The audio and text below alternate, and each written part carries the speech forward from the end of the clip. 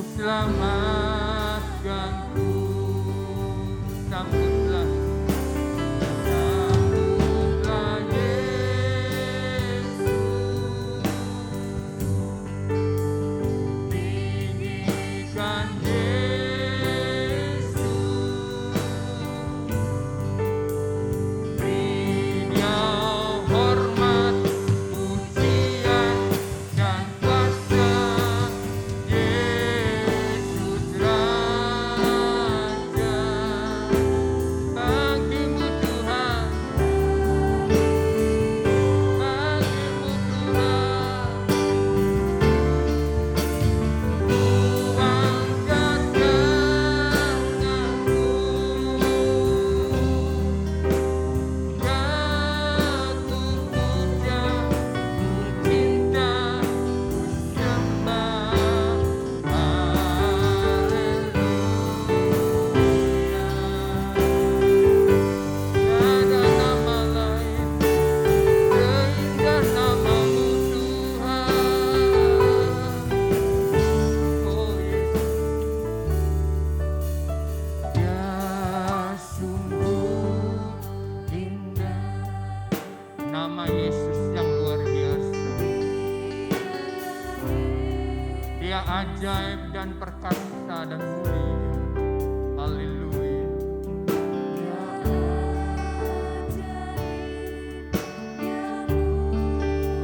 Haleluya.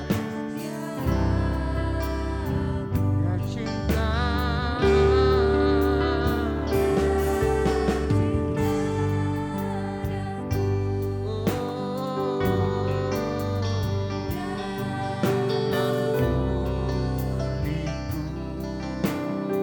Bahkan rela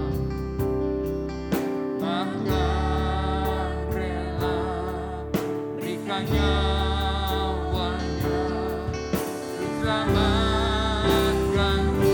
Sambutlah, sambutlah Yesus, tinggikan namanya. Beri Dia hormat,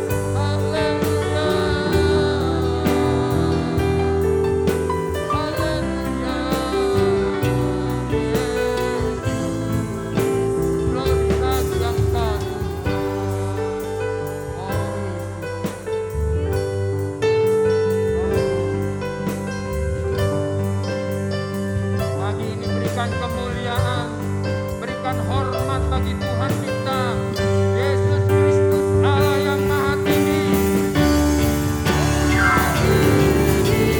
Dia segala pujian, hormat serta syukur, dekat selamanya. Bagi Dia kemuliaan bagimu Tuhan.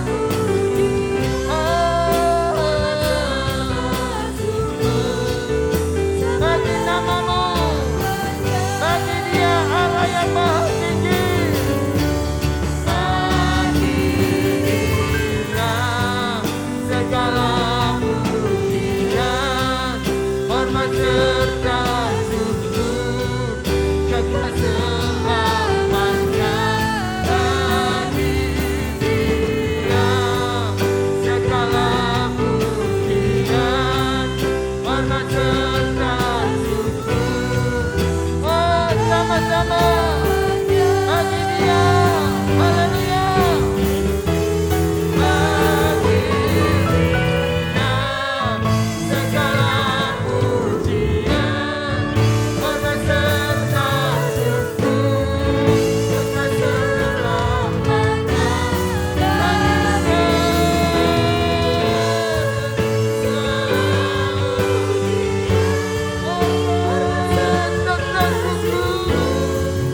sekali lagi sama-sama katakan, bagi Dia, haleluya.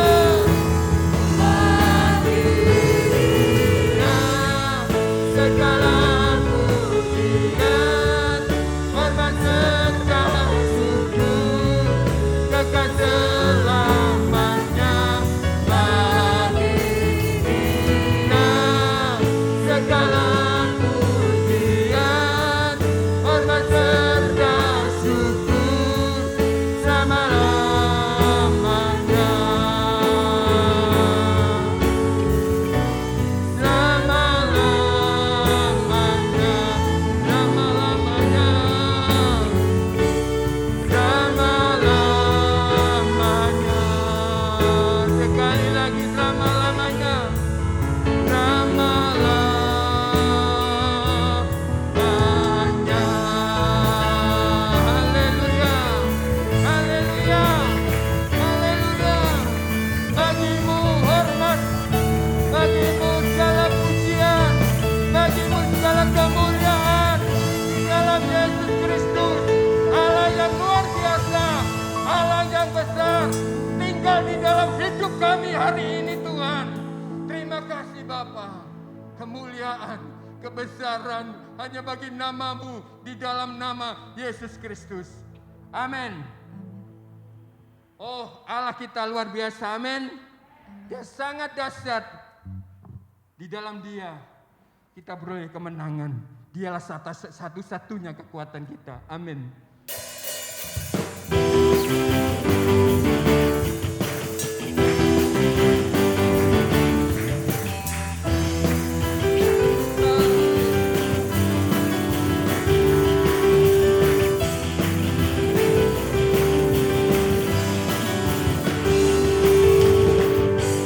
Kaulah satu-satunya Sumber dari segalanya.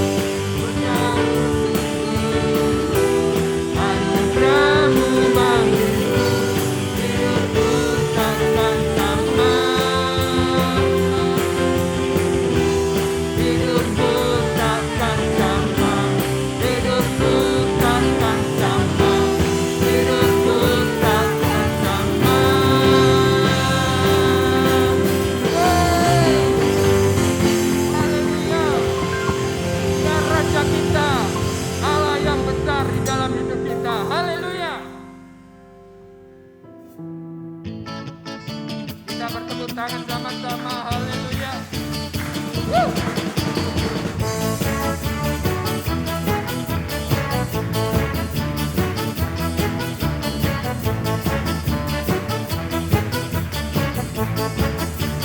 Sama-sama katakan.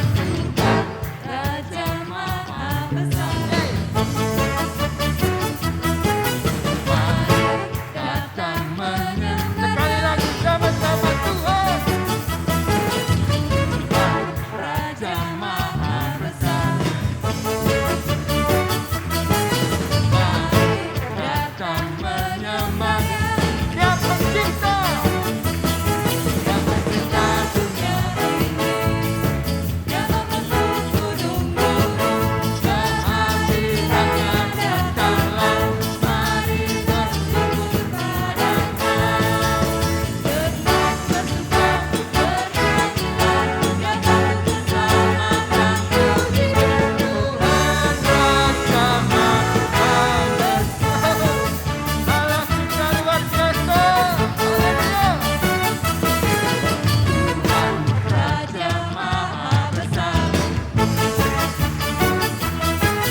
Mari datang menyembah Dia. Tuhan Raja kita. Raja Maha Besar. Datang menyembah Dia. Dia pencipta. Dia pencipta dunia ini. Dia membentuk gunung-gunung. Kehadirannya datanglah. Mari bersyukur padanya. Dengan bersuka bernyanyilah, yang patut keselamatan pujian. Tuhan Raja Dia pencipta. Dia pencipta dunia ini. Dia membentuk gunung-gunung. Kehadirannya datanglah. Mari bersyukur padanya. Dengan bersuka bernyanyilah, yang patut keselamatan Pujian Tuhan Raja. Sekali lagi. Dia pencipta. Dia pencipta dunia ini. Dia membentuk gunung-gunung. Kehadirannya datanglah. Mari bersyukur padanya. Dengan bersuka bernyanyilah, yang patut keselamatan pujian Tuhan Raja Maha Besar.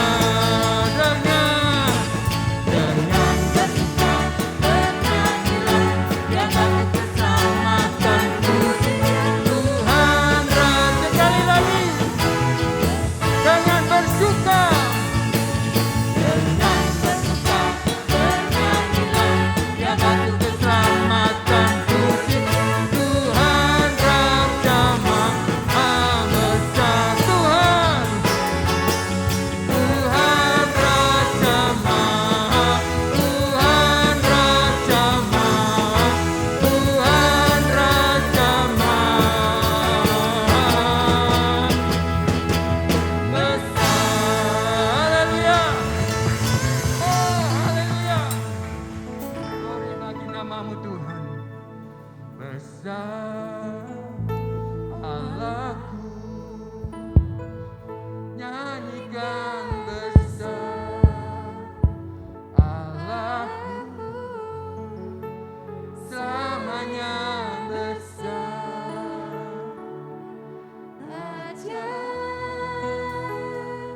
Yesusku, Besarlah Engkau Yesus Tuhan. besar Allahku, Nyanyikan besar Allahku, selamanya besar. Raja Yesusku. Sekali lagi besar Allahku.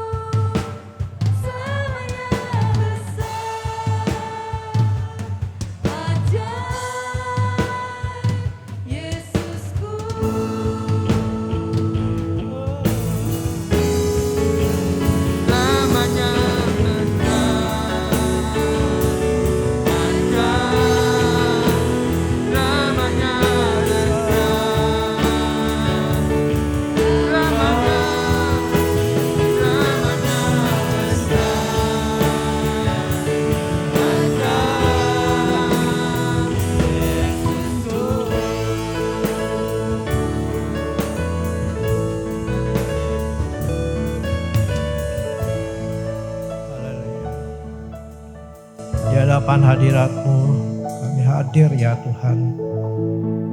Ucapan syukur kami kepadamu untuk kesetiaan Tuhan yang telah memelihara kami, melindungi kami dan menjaga kami.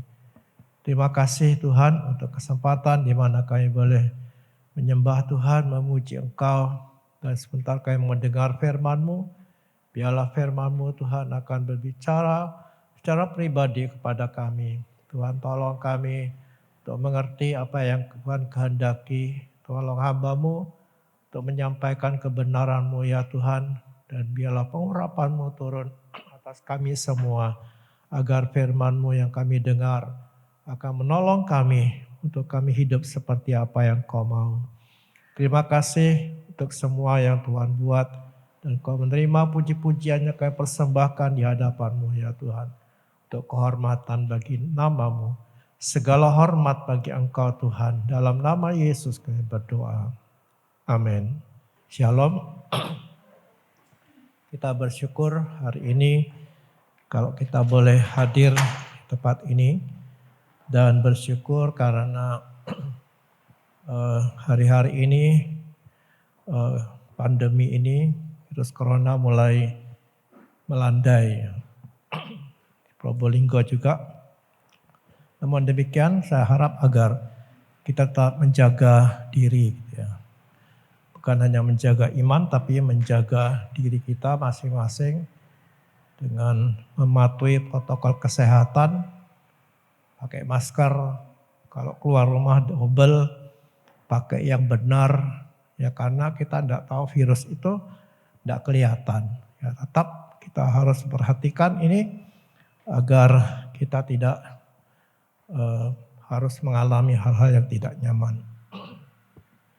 Ya hari ini kita akan menyampaikan firman Tuhan tentang perubahan itu menuntut pengenalan diri. Ya, perubahan menuntut pengenalan diri.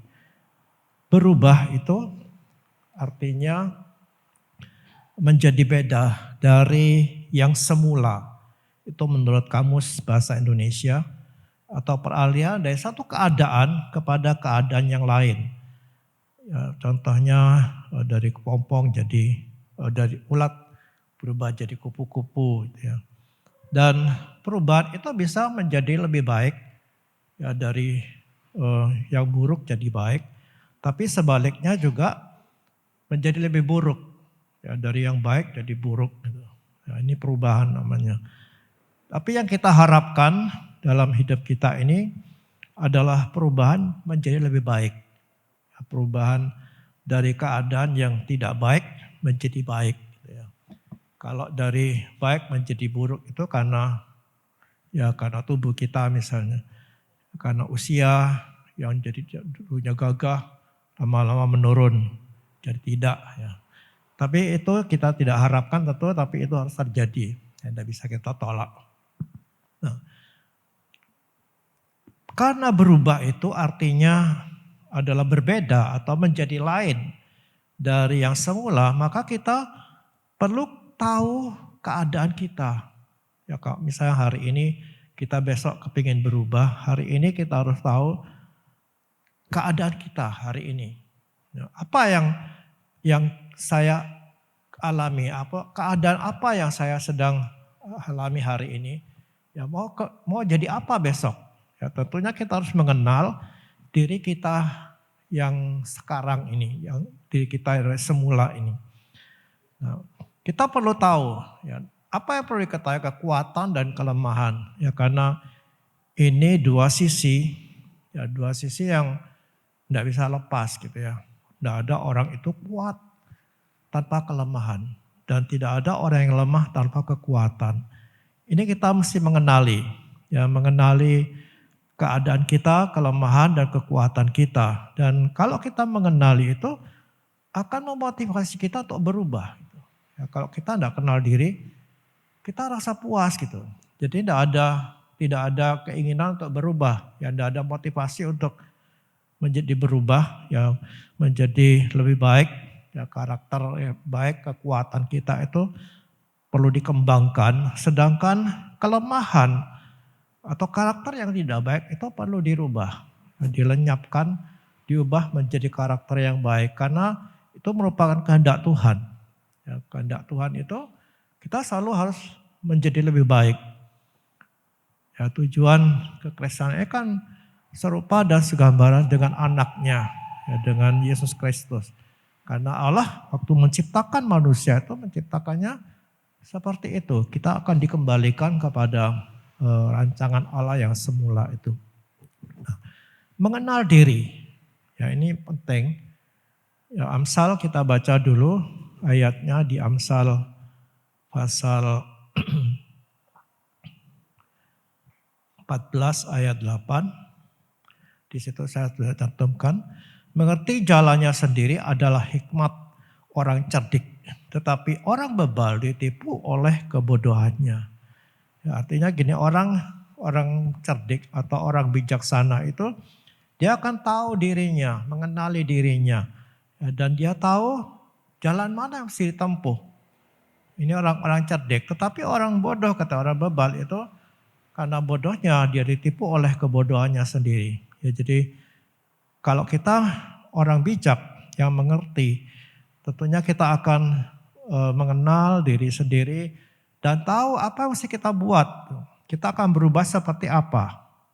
Mari kita lihat dulu kekuatan kita lebih dahulu ya. Kekuatan atau kelebihan. Ya, kekuatan ini bukan secara fisik ya, karena itu faktor luar yang kita juga perlu juga kuat secara fisik. Ya, kayak Doni misalnya, itu kan fisiknya kuat. Ya, penting karena menghadapi virus juga perlu ini ya, kekuatan ekonomi misalnya, atau gelar, kita punya gelar. Ya, kekuatan ini kekuatan yang penting, tetapi hari ini kita tidak akan bahas ini. Ya, atau kekuatan itu karena status kita atau jabatan ya, di masyarakat, kedudukan di masyarakat atau di sebuah perusahaan.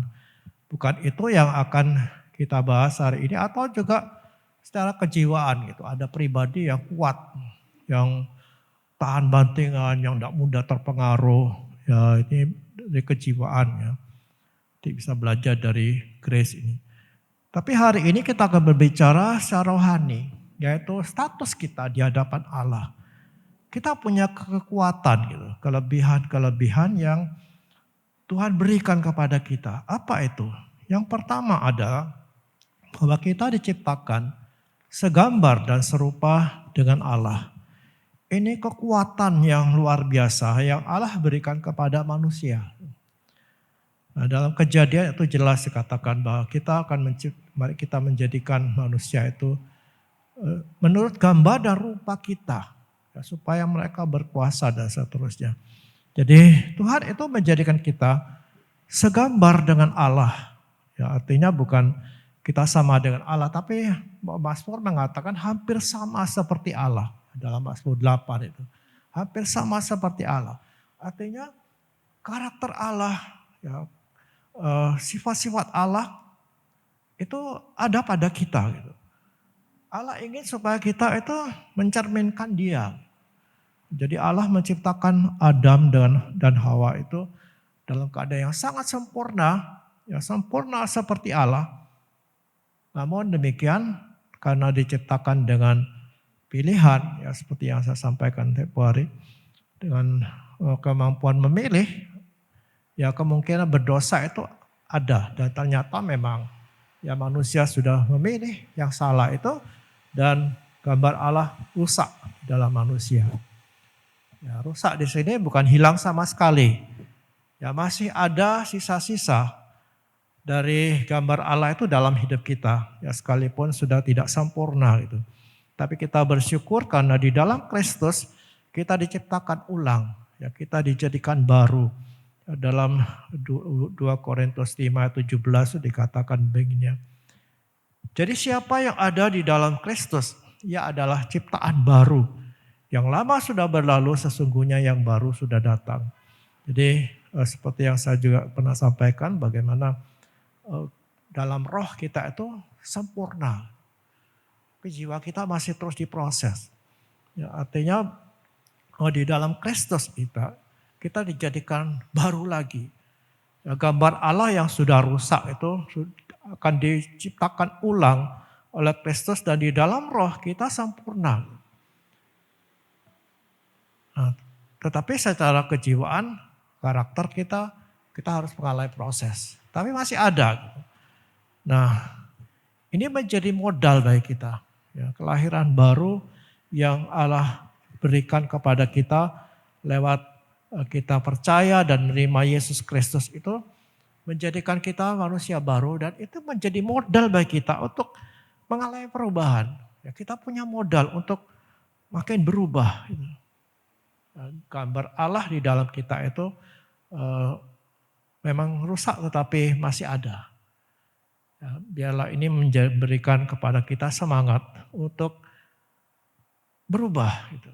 Ya, karena kalau sudah bilang rusak sama sekali, tidak ada sisanya, waduh kita sudah putus asa. Gitu. Tapi masih ada. Ya, jangan putus asa. Nah yang kedua, apa kekuatan kita di dalam Tuhan? Bahwa kita ini adalah umat tebusan Tuhan. Ya, kita itu adalah umat tebusan. Ya, umat tebusan Tuhan. Artinya kita adalah orang-orang yang sudah rusak tadi, yang berdosa, ditebus kembali oleh Kristus dengan harga yang sangat mahal. Adalah nyawa Kristus. Itu tebusannya. Ya, kalau kita ditebus dengan harga yang murah, ya kita jadi barang murahan. Ya, barang yang kita beli dengan harga murah itu barang murahan yang tidak ada harganya. Ya, kalau misalnya saya pernah beli contoh itu kita dapat nasi kotak gitu. Nasi kotak kan ada sendok plastiknya itu kan murah. Itu kan biasa kita buang gitu aja gitu ya. Malas nyuci, ngapain cuci dibuang saja karena murahan. Harganya murah. Tapi kita ditebus dengan darah mahal. Ya, kalau sesuatu itu dibeli dengan mahal, itu sangat berharga gitu. Ya, berharga sekali. Nah, mari kita lihat diri kita ini sebagai umat tebusan yang dibeli dengan harga yang mahal. Ya, dalam 1 Petrus itu dikatakan, saya tidak akan baca ayat-ayat ini. Sudah bisa baca di rumah. Ya, 1 Petrus 1:16 dan 18. Bagaimana Tuhan itu menebus kita dengan harga yang mahal. Dengan nyawanya sendiri. Nah, mari kita melihat diri kita itu sebagai orang atau satu oknum yang pribadi yang mahal harganya. Nah, kalau harganya mahal, tentu kita akan menghargai, kita tidak akan buang atau sia-siakan, tapi kita akan menghargai. Ya, kalau kita merasa hidup ini sudah dibeli dengan harga yang sangat mahal dan harganya adalah seharga nyawa Kristus, mari kita hargai diri kita. Berubahlah. Ya, ini menjadi motivasi bagi kita untuk berubah. Ya, karena kita bukan barang murahan gitu. Kok barang murah dibuang-buang saja, tetapi kita sangat mahal karena tebusannya itu darah Yesus, maka kita harus menghargai diri kita, pada kita memperbaiki hidup ini menjadi lebih baik sampai kita berubah serupa dan segambaran dengan anaknya Yesus Kristus. Itu yang kedua, kekuatan yang kedua. Kekuatan yang ketiga, bahwa kita ini adalah anak-anak Allah. Anak-anak Allah. Yohanes 1 ayat 11 sampai 13 mengatakan, siapa menerima dia diberi kuasa menjadi anak-anak Allah. Nah, menyadari bahwa kita itu anaknya Allah, ya lahir dari Bapa itu, ya tentu ini secara rohani, ya bukan secara jasmani. Kita lahir dari Allah secara rohani, maka seharusnya kita terpacu untuk berubah jadi seperti Bapa kita. Ya, seperti Matius 5:48, hendaklah engkau sempurna seperti Bapakmu sempurna. Ya ada slogan itu ya, like father, like son. Sebagaimana ayahnya, begitu juga anaknya. Ya, anak itu akan ada ciri-ciri dari bapaknya. Ya, kita akan segera tahu, oh ini anak siapa? Karena ada ciri-ciri bapaknya. Nah kita adalah anak-anak Allah. Ya, dan seharusnya kita itu jadi seperti bapak kita. Masa anak Allah itu kayak gitu? Itu sering kita dengarkan. Masa anak Tuhan kok kayak gitu? Kok enggak kayak bapaknya kan? Nah mari kita menjadikan ini ya sebutan atau status kita sebagai anak Allah ini menjadi pemicu gitu, menjadi pendorong ya, untuk kita berubah seperti bapak kita. Tidak pantas rasanya ya, kalau anaknya Allah itu suka maki-maki mulutnya misalnya. Ya, karena bapak kita tidak begitu. Ya kan? Bagaimana kita hidup dalam kekudusan seperti bapak. Itu yang harus menjadi tujuan kita gitu. Menjadi seperti Bapak. Karena kita ini adalah anak-anaknya. Ya, mengatakan itu bukan seorang nabi, tetapi Yesus sendiri mengatakan, kamu adalah anak dan adalah Bapak. Ya, jadi mari kita sungguh-sungguh menjadikan ini motivasi bagi kita untuk berubah. Karena kita ini adalah anak. Yang ketiga itu, jadi yang pertama tadi kita diciptakan segambar dengan Allah, ya, lalu kita adalah umat yang ditebus dengan harga yang mahal, dan kita miliki rasa berharga itu, dan kita adalah anak, dan yang keempat adalah kita punya kuasa. Ya, punya kuasa.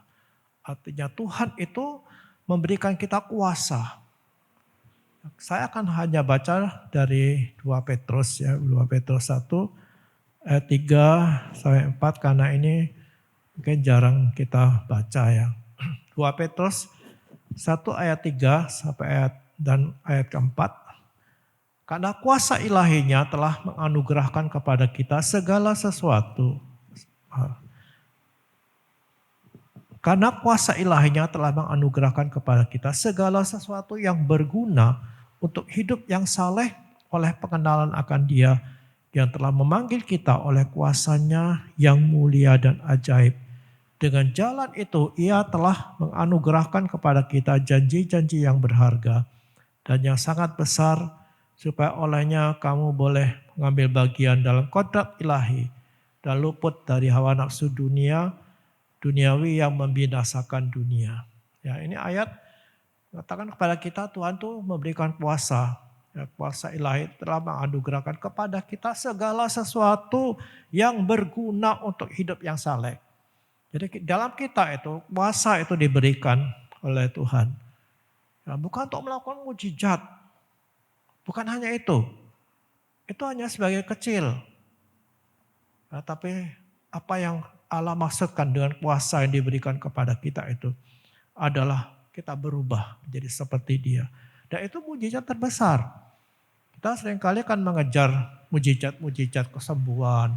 Kita doa tumpang tangan, orang sembuh. Bahkan kalau bisa orang mati bangkit. Oh, itu spektakuler memang. Tapi menurut saya bahwa perubahan hidup itu adalah mujizat terbesar. Karena itu hanya bisa dibuat oleh Tuhan. Dan kita. Ya, kita mau gitu. Ini mujizat terbesar yaitu berubah. Dan Tuhan berikan kuasa itu. Ya, supaya kita bisa hidup saleh. Ya, diberikan kuasa supaya kita berubah atau masuk dalam bisa mengambil bagian dalam kodrat ilahi katanya. Luput dari hawa nafsu dunia. Itu adalah karunia yang Tuhan berikan. Punya kuasa. Jadi dalam kita ada kuasa untuk berubah.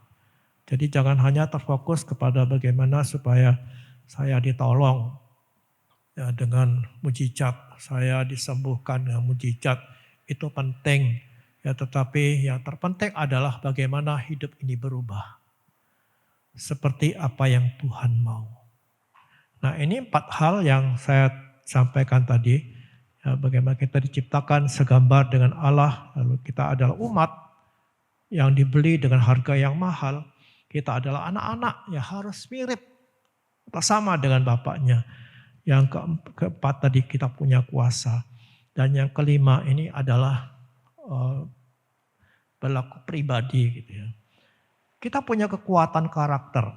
Ya tadi saya menyampaikan bahwa gambar Allah yang sudah rusak di dalam manusia itu sudah dipulihkan.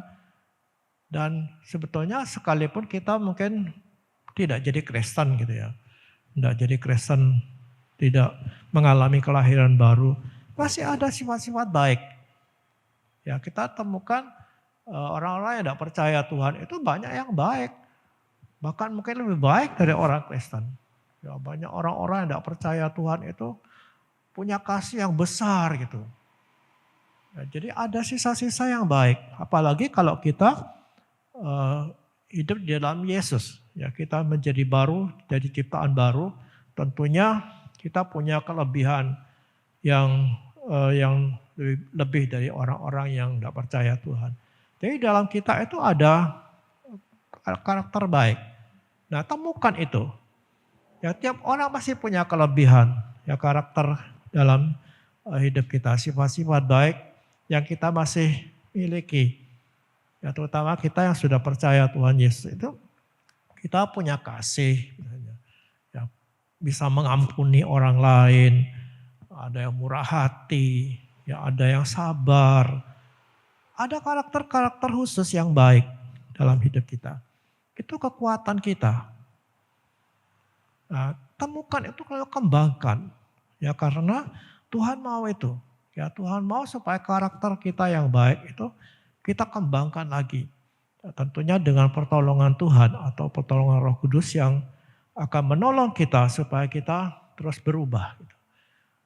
Ini 5 hal kekuatan kita, ya, dan mengetahui kekuatan kita dan kelebihan kita itu, ya, yaitu tentang status kita di hadapan Allah sebagai anak, sebagai umat, ya, dan keadaan kita yang diberi kuasa oleh Tuhan. Lalu kita punya karakter-karakter baik yang masih bisa dikembangkan. Ini akan memotivasi kita. Ini merupakan modal bagi kita untuk berubah. Jangan putus asa, jangan mandek, ya jangan merasa oh cukuplah. Jadi Kristen tidak usah terlalu fanatik, ya, biasa-biasa saja. Tapi Tuhan mau kita tidak biasa-biasa saja. Kita tidak adil gitu. Ya kalau pertolongan Tuhan kita mau yang spektakuler, yang tidak biasa-biasa, supaya nama Tuhan dimuliakan, itu menjadi alasan kita gitu. Tapi ketika Tuhan minta kita berubah, kita pikir enggak usahlah, biasa-biasa saja. Jadi Kristen jangan fanatik-fanatik yang enggak baik. Itu omongannya siapa? Omongannya orang yang enggak mau berubah atau tidak bisa berubah karena enggak mau. Tapi firman Tuhan mengatakan kepada kita harus berubah. Ya, tidak boleh kita puas dengan apa yang ada pada kita. Tadi itu kita melihat kekuatan kita, ya ada 5 hal tadi, dan kelemahan, ya kelemahan. Kita punya kelemahan, ya, tidak ada orang yang kuat tanpa kelemahan, dan tidak ada orang yang lemah tanpa kekuatan. Kelemahan, kekurangan kita. Apa itu? Sebagai manusia berdosa, ya kita menjadi hambanya dosa. Dan itu kita warisi, kerusakan dosa itu kita warisi dari nenek moyang kita. Jadi siapapun kita yang lahir yang dari yang namanya Adam, ya turunannya Adam, itu pasti punya kelemahan dan kelemahannya itu sebagai manusia berdosa. Ini ditentang oleh orang-orang yang di luar Kristen gitu ya. Kok kita itu katanya punya dosa warisan. Nah dosa warisan itu salah mengerti mereka. Dia pikir begini, karena Adam yang berdosa kok kita yang dihukum gitu. Bukan itu, yang diwariskan itu adalah kerusakan dari dosa itu. Tiap hari saya pernah jelaskan itu. Kita mewarisi itu. Ya, sehingga kita punya kecenderungan untuk berdosa. Nah, keinginan berdosa itu selalu ada. Itu sebabnya maka kita selalu digoda, kita hidup dalam godaan gitu. Ya karena memang kita punya kecenderungan untuk berdosa. Dan celakanya kecenderungan untuk berbuat jahat itu lebih kuat daripada kecenderungan berbuat baik. Itu dalam Roma 7 itu dikatakan oleh Paulus bahwa apa yang aku ingin buat yang baik itu ternyata gagal gitu. Kenapa? Karena yang jahat muncul duluan. Nah, itu pernah juga saya sampaikan waktu yang lalu. Jadi kita punya warisan dosa. Ini kelemahan kita. Ya, jadi jangan heran kalau kita itu punya kelemahan karakter. Nah, jadi ini yang kedua, yaitu punya kelemahan karakter secara spesifik. Artinya kalau tadi itu sebagai manusia berdosa, kita semua sudah jatuh dalam dosa. Karena kita mewarisi kerusakan dosa itu dari Adam. Tetapi secara pribadi kita punya kelemahan karakter. Ya, tiap-tiap orang itu punya kelemahan masing-masing. Ya, spesifik itu maksudnya saya itu adalah tiap-tiap orang itu berbeda. Ya, pasti ada kelemahan. Ya, tadi kekuatannya pasti ada. Ya, ada yang punya kasih, ada yang sabar, misalnya, ada yang bisa menahan diri. Itu kekuatan. Kelemahan juga begitu. Ya, masing-masing orang itu punya kelemahan masing-masing. Ya, jadi kerusakan atau kelemahan karakter kita itu wujudnya adalah perilaku yang negatif. Ya, misalnya iri hati, lalu ada kebencian dalam hati kita, sakit hati, dendam, tidak bisa mengampuni. Tidak semua, maka saya bilang ini adalah pribadi, gitu ya, secara spesifik. Saya mungkin tidak punya karakter tidak bisa mengampuni misalnya. Tapi ada orang yang punya kelemahan seperti itu.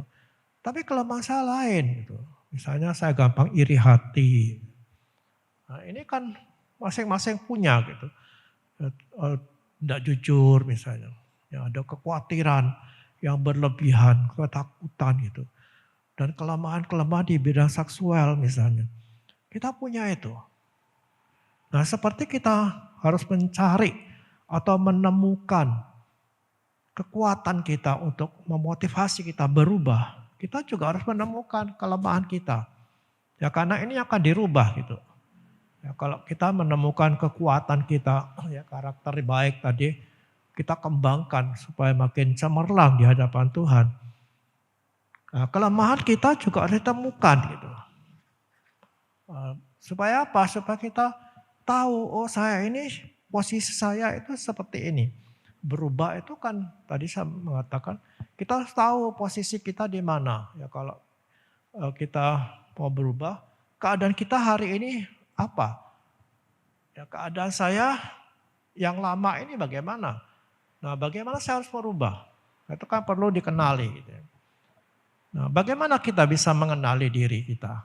Ya, bagaimana kita bisa mengevaluasi diri kita ini? Tahu ya apa yang keberadaan kita. Ya, pertama mengamati diri sendiri.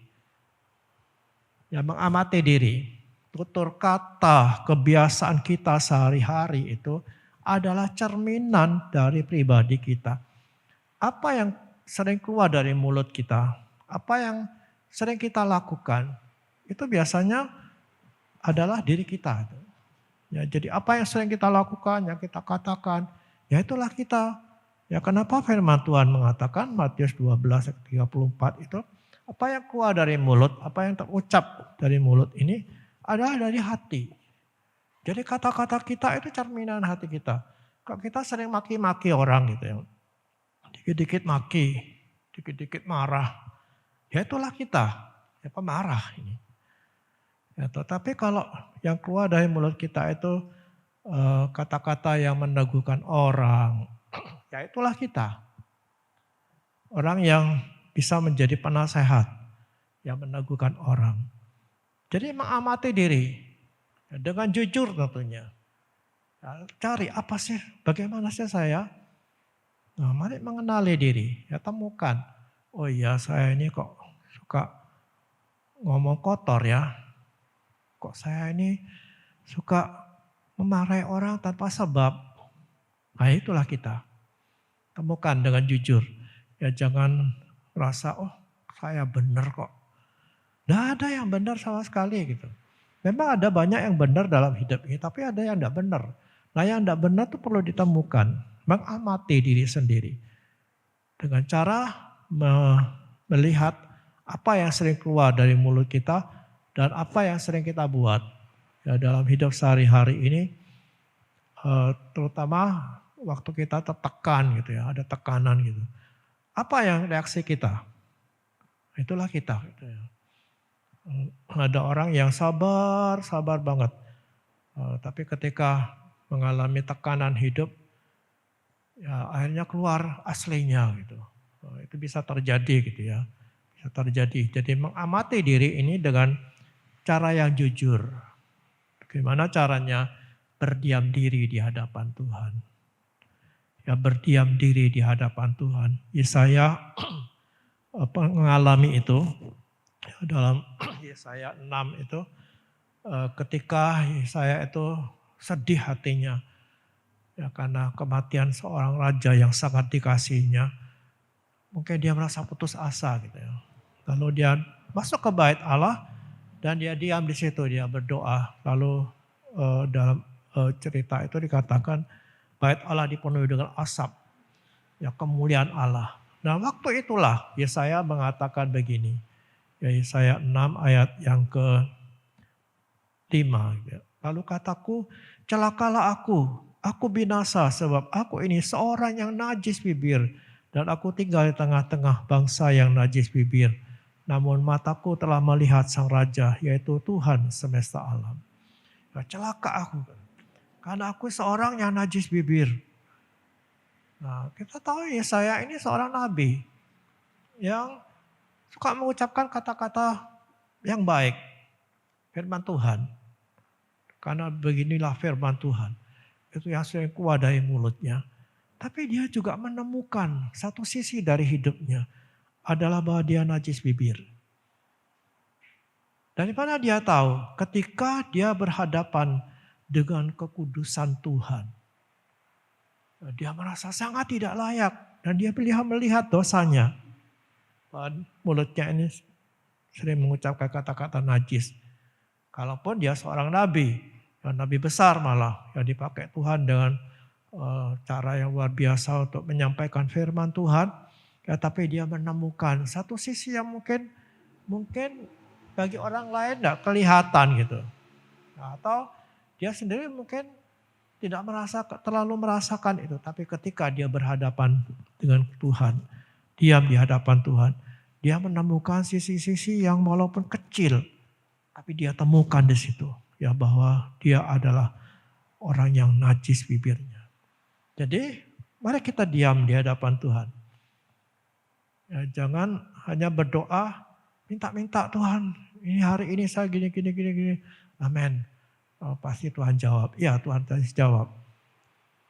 Tapi kenapa kita tidak pernah berdiam diri di hadapan Tuhan? Ya berdiam diri di hadapan Tuhan. Sampai merenungkan, kita menyembah Tuhan dan merenungkan betapa Tuhan mengasihi kita dan melihat diri kita.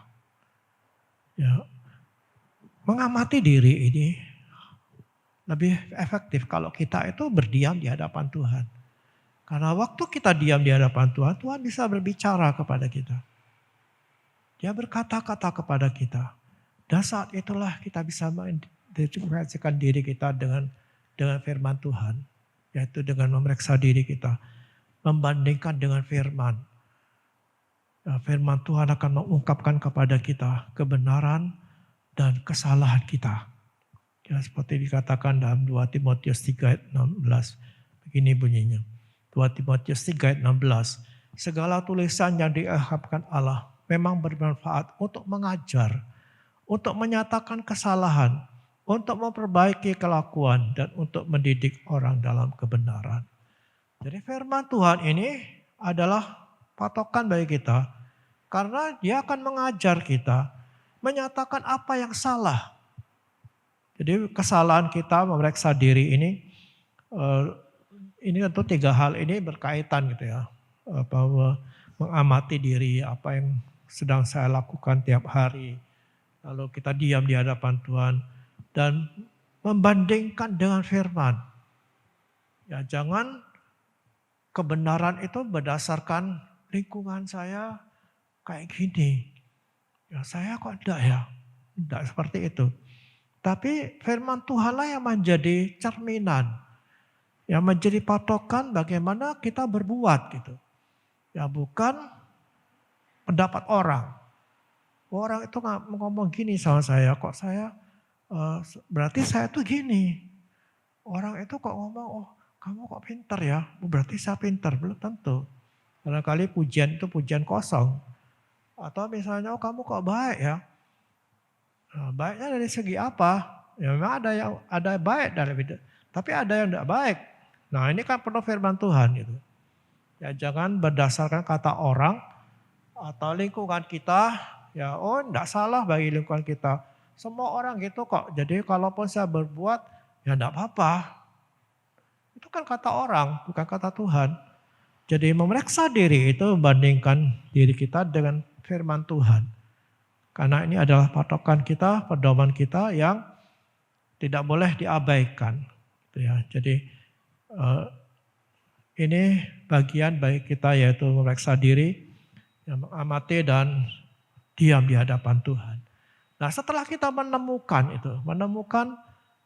diri kita itu ini, kekuatan saya ini, kelemahan saya ini, kita menemukan itu, lanjut dengan tindakan gitu ya. Lanjutkan dengan tindakan.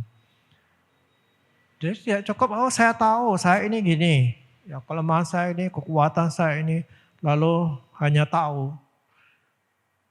Tidak ada gunanya.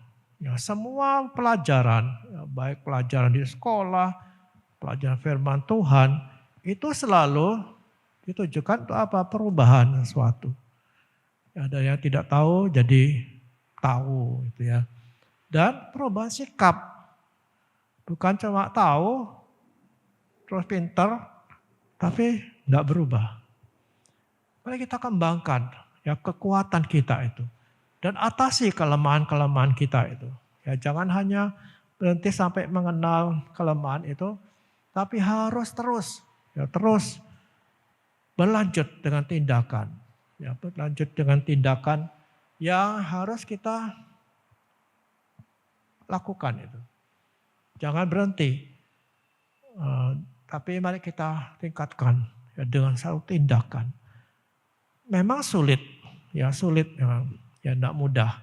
Untuk berubah itu sulit. Ya perubahan-perubahan kecil saja itu sulit. Apalagi perubahan besar. Tapi dengan bersandar kepada Tuhan. Dan menyerahkan kehendak kita kepada Tuhan. Seperti yang saya sampaikan dalam khotbah yang lalu. Di mana kehendak kita perlu diserahkan kepada Tuhan. Untuk dirubah, dipimpin.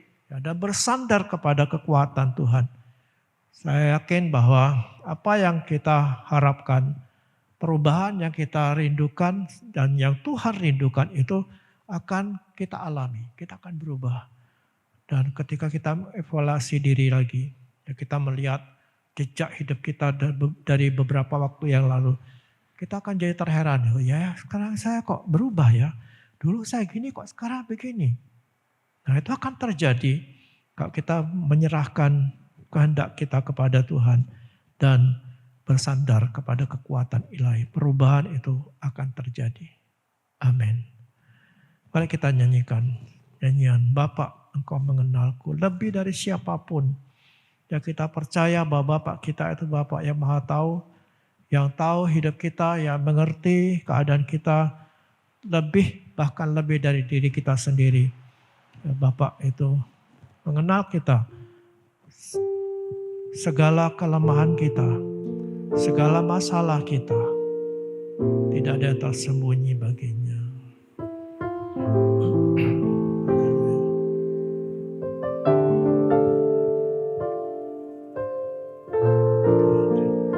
Mari kita berdiri di hadapan Tuhan masing-masing.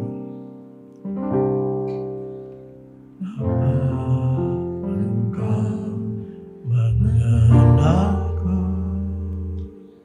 lebih dari siapapun.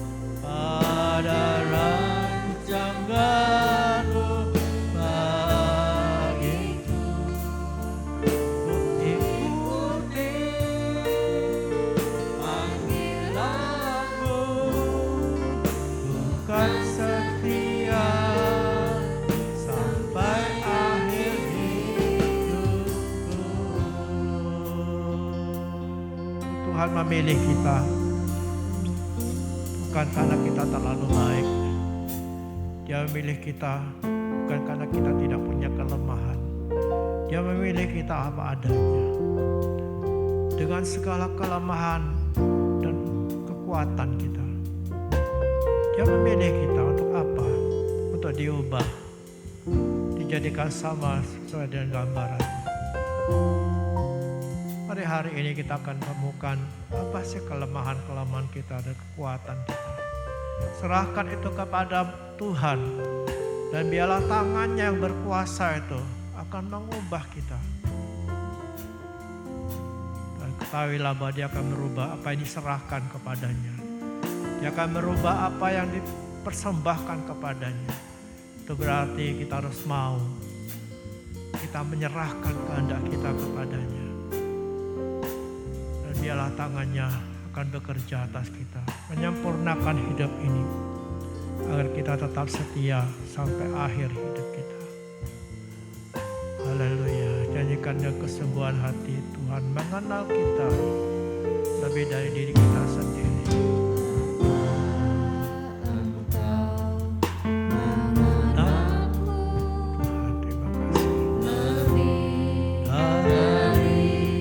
Siapapun engkau tahu ceritaku dan isi hatiku ya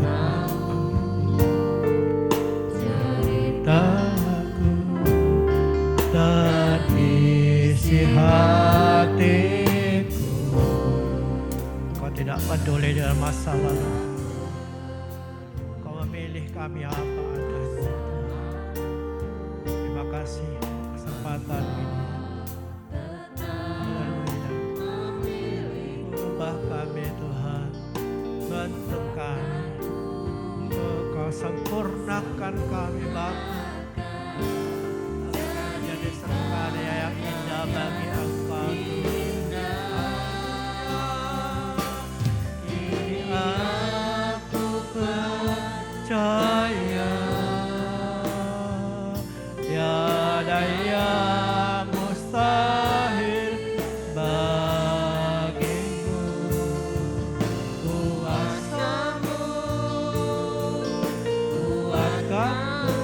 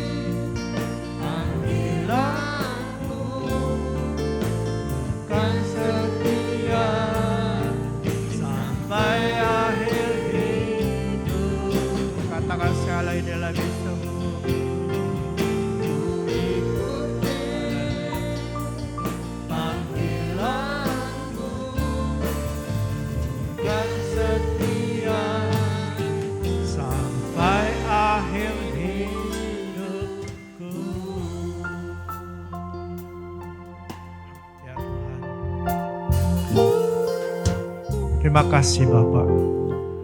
Kesempatan di mana kami mendengar firman-Mu. Tuhan, tanamkan kerinduan dalam hati selalu untuk berubah ya Tuhan. Sebabnya ajar kami mengenali diri kami ya Tuhan. Berikanlah kami kesempatan-kesempatan di mana kami boleh duduk diam di hadapan-Mu. Untuk memeriksa diri kami dan mendekatkan diri kami dengan firman-Mu ya Tuhan. Terima kasih Bapa, biarlah kekuatan-Mu menolong kami, membuat kami Tuhan selalu menjadi seperti apa yang Kau mau ya Tuhan. Tuhan tolong kami Bapa, kami sadar bahwa kami adalah anak-Mu yang Engkau ingin supaya kami menjadi seperti Engkau. Ya Tuhan, terima kasih terutama di akhir zaman ini Tuhan, di mana kedatangan-Mu juga tidak lama lagi. Kami butuh Engkau Tuhan terus mengubah kami, menyempurnakan hidup kami. Ketika kami masuk dalam kemuliaan-Mu ya Tuhan, kami boleh berjumpa dengan sukacita di hadapan-Mu. Terima kasih Bapa, terima kasih Kau rubah kami ya Bapa. Terpujilah nama-Mu. Mari kita akan memberkati Indonesia dengan kata-kata iman kita. Di dalam nama Tuhan Yesus Kristus diberkatilah Indonesia. Amin. Diberkatilah para pemimpin, presiden sampai pemimpin di daerah-daerah. Amin. Diberkatilah Indonesia dengan kedamaian. Amin. Diberkatilah dengan kemakmuran. Amin. Diberkatilah dengan keamanan. Amin. Diberkatilah dengan kesehatan. Amin. Diberkatilah tim medis yang sedang berjuang melawan virus corona. Amin. Diberkatilah Kabupaten Probolinggo. Amin. Diberkatilah orang-orang percaya di Kabupaten Probolinggo. Amin. Di dalam nama Tuhan Yesus Kristus. Bapa kami yang di surga, dikuduskanlah nama-Mu. Datanglah kerajaan-Mu, jadilah kehendak-Mu di bumi seperti di surga. Berikanlah kami pada hari ini makan kami yang secukupnya, dan ampunilah kami akan kesalahan kami, seperti kami juga mengampuni orang yang bersalah kepada kami. Dan jangan bawa kami ke dalam pencobaan, tapi lepaskanlah kami daripada yang jahat. Karena Engkau-lah yang punya kerajaan, kuasa, dan kemuliaan sampai selama-lamanya. Amin. Terima kasih ya Bapa, pada akhir ibadah kami boleh sekali lagi menyerahkan diri kami kepadamu. Kami menyerahkan keluarga kami, anak-anak kami. Kami menyerahkan keberadaan kami Tuhan untuk Engkau terus kami boleh bawa kepada pengalaman-pengalaman dengan Engkau. Terima kasih Bapa untuk kekuatan baru yang Kau berikan kepada kami. Kami menyerahkan pekerjaan kami, kehidupan ekonomi kami, sekolah dari anak-anak kami ya Tuhan. Berkatilah mereka semua ya Bapa. Kami juga berdoa untuk saudara-saudara kami yang sakit Tuhan. Jamah mereka, berikan kekuatan, kesembuhan. Terus berharap kepada Tuhan. Terima kasih Engkau melindungi kami semua Tuhan. Dari semua yang jahat ya Tuhan. Dari orang-orang jahat. Dari malapetaka. Dari virus corona. Tuhan kami taruh seluruh hidup kami dalam tangan pemeliharaan-Mu yang berkuasa. Terima kasih ya Tuhan. Pada kesempatan kami juga berdoa untuk sekolah Bintang Harapan. Tuhan menyertai sekolah yang lindungi. Pakai sekolah ini menjadi berkat ya Tuhan. Dan Kau berikan terus kekuatan kepada para pengajar. Berikan hikmat kepada kepala sekolah untuk dapat mengatur semua dengan baik. Terpujilah Kau ya Tuhan, dan kami serahkan seluruh hidup kami dalam tangan-Mu. Dalam perjalanan pulang sebentar, Tuhan melindungi kami, tibakan kami di rumah dengan selamat. Segala hormat bagi Engkau ya Tuhan, dan kami boleh persembahkan ibadah kami hari ini dan seluruh hidup kami di dalam nama Yesus Tuhan dan Juru Selamat kami. Jemaat yang dikasihi Tuhan, terimalah kiranya berkat dari Allah Bapa turun atas hidupmu, segala kekuatannya, penyertaannya, dan berkatnya atas hidupmu. Diberkatilah engkau dengan damai sejahtera dari Yesus Kristus, sehingga engkau cakap menanggung segala sesuatu, dan Roh Kudus akan menuntun, membentuk saudara, mengubah saudara untuk menjadi berkat bagi banyak orang. Di dalam nama Tuhan Yesus Kristus. Amin.